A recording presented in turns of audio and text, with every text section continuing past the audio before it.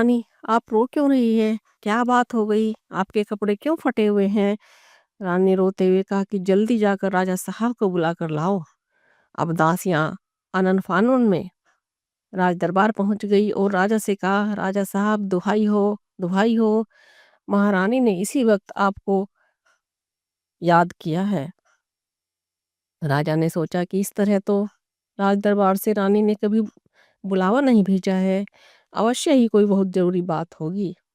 ऐसा सोचकर राजा ने उसी समय सभा भंग कर दी और रथ में बैठकर अपनी प्यारी रानी के महल को चला। महल में जाकर राजा रानी का हाल बेहाल देखता है और रोती हुई रानी को उठाकर कहता है, प्रिय, यह सब क्या है? यह सब किसने किया? मैं उसको मृत्युदंड दूंगा। अब रानी और जोर जोर से रोने लगी और रो रो कर कहने लगी, आप राजा हैं, पूरी प्रजा का आप इंसाफ करते हैं, क्या मुझे इंसाफ दिला सकोगे? राजा ने कहा, यह तुम कैसी बात करती हो? क्या तुम नहीं जानती कि तुम्हारे एक इशारे पर मैं अपनी जान दे सकता हूँ? तुम मुझे बस उसका नाम बताओ, मैं उसे जीत नहीं छोड़ूंगा। रानी ने कहा, राजा देख लीजिए कहीं आप अपनी बात से मुकर न जाएं।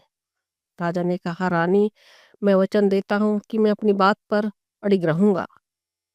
तब रानी ने बड़ी कुटिलता से कहा, तुम्हारे बेटे रूप ने मेरे साथ बदतमीजी की है। मैं बार